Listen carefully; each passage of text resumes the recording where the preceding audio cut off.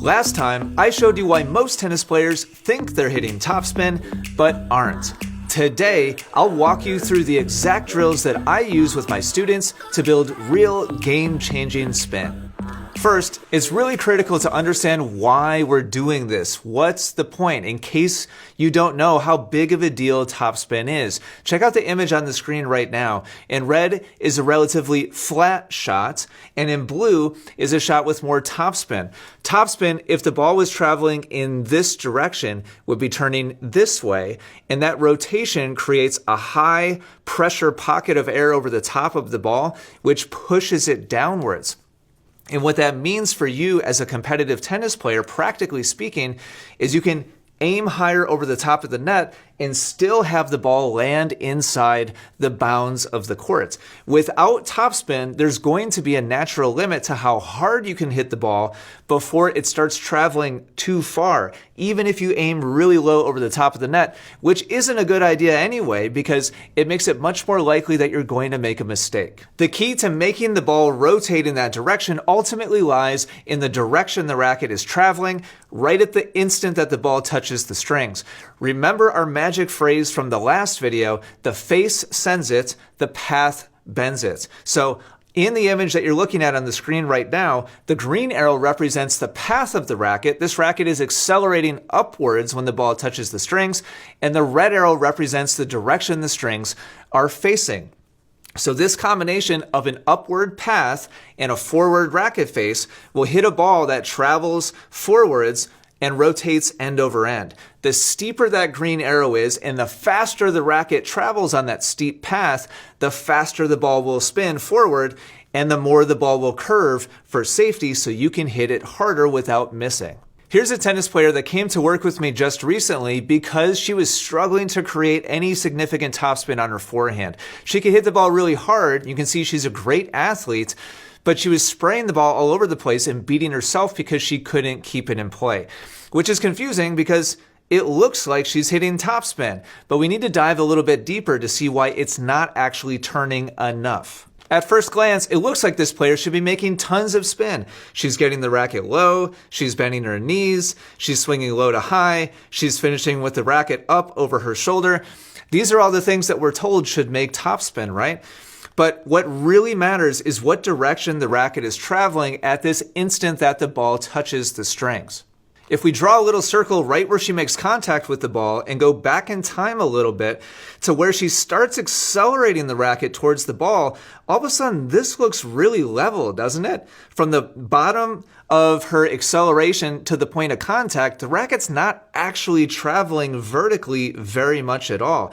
This drop she has back here is actually kind of a false drop because her racket slows down and she's just kind of preparing for the real swing of going forward towards the ball. When she actually starts accelerating and pulling the racket forward, the middle of her strings is here. And if we measure that angle from contact to the bottom of her drop, you'll see that it's actually not much at all. The ball is technically rolling forwards with this much low to high, but it's not nearly the low to high is what it looks like and what it feels like to this student. With all the bending and all the dropping and all the finishing over the shoulder, it's still not enough because the bottom line is the racket is swinging mostly forward at the point of contact and not very steeply at all. Here's what's needed for topspin. This is a 4-5 player I worked with recently. He's hitting the ball here. Notice how the racket is really blurry all the way through here, which means he's actively accelerating the racket all through this entire path. And so he starts his acceleration from this low point down here up towards the point of contact. When we connect those two dots, the bottom of the swing and contact, we can see that he's accelerating upwards at a 25-degree incline, more than double that first student we looked at, which means he's going to make more than double the spin, more than double the curve, more than double the safety while continuing to hit the ball just as hard, if not harder, than that first player. That's super, super important. I'm going to show you the drills that you can copy that I used to triple the amount of topspin that this player was creating in just a sec. But first, I just want you to reflect on this, and I want to hammer home this concept really, really deeply. If you're bending your knees, you're dropping your racket, you're finishing over your shoulder, maybe you're doing, windshield wiper moves, you still might not be hitting enough topspin. And I hope I've really uncovered that to you. And I want to just ask you directly right now, even though it might feel like you're hitting topspin, do you think you are? What's your honest thoughts? Do you think you're really hitting enough topspin for your goals, for your acceleration, for how offensive you want to be? Let me know what you think in the comments down below. I'd just love to know where you're at in your development and your tennis journey right now. Okay, here's the step-by-step drills. You can do this on your local courts just with a pocket full of balls. Don't need a ball machine or a hitting partner or a coach or anybody else. The first step is called the wall drill because I'm putting my student right in front of the net, and that's how I recommend you practice it.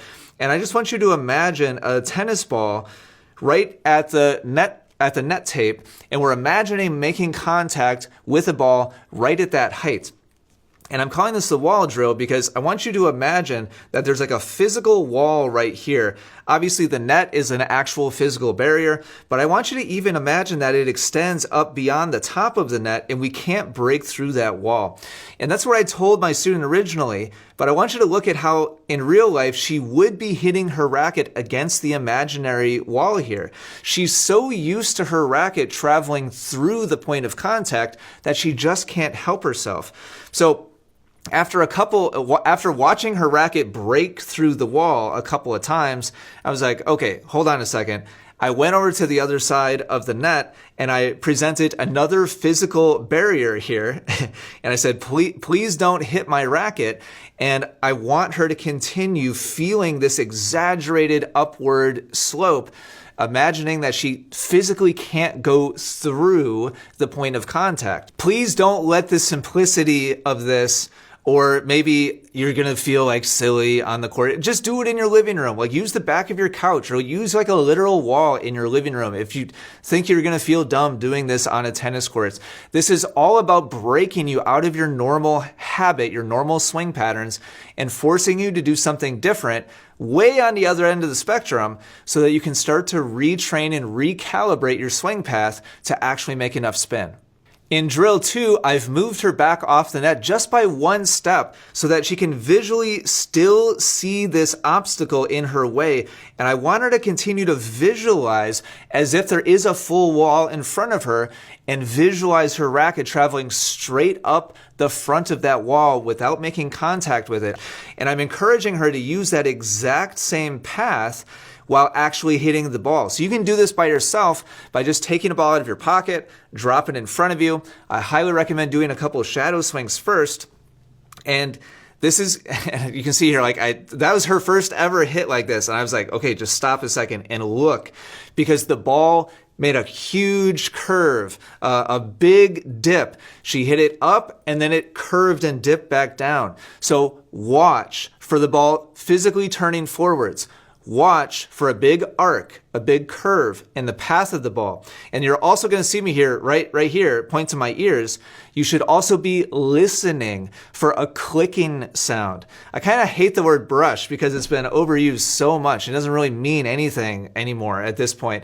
That clicking sound is from when the ball touches the strings and the racket is accelerating vertically really fast. The ball grabs the strings, they slide out of their normal notch, and then when the ball leaves the strings, they snap back into place. Listen for that. Watch for the curve and feel for that sensation of the racket traveling aggressively vertically past the back of the ball. In drill 3, I'm having my student go back to the service line, and now she's going to hit some tennis balls that are being tossed to her. You could totally just drop the ball to yourself. I want you to look at how different the path of her racket looks now. I'm encouraging her to continue to visualize the wall in front of her. I'm also encouraging her to listen for the sound that contact makes. Watch for the curve, watch for the spin of the ball. And if we do a quick angle analysis on one of these now, you'll see it's completely different. Here's where she made contact with this one. Look at the, I mean, you can see it like right off the bat. Look at how the racket is actually accelerating vertically now. It's not a fake drop. She's actually fully accelerating the racket in an upward slope all the way from down in this position after doing this quick drill. When we connect those dots and measure the angle, you can see we've literally tripled how steeply she's accelerating up towards the ball, which means we have tripled the amount of topspin, tripled the amount of curve, tripled the amount of safety. And if you go to your local court with just a couple of balls and replicate these same drills, I promise you're going to see the same results. I can't wait to hear about how it works for you. And in addition to that, if you'd like to add power to this swing, I'm going to link to a video right up here that shows step by step how you can copy the best parts of Carlos Alcaraz's forehand for big, athletic, smooth power. Check out that lesson. Keep up the great work on your game, and I'll talk to you in the next lesson. Take care.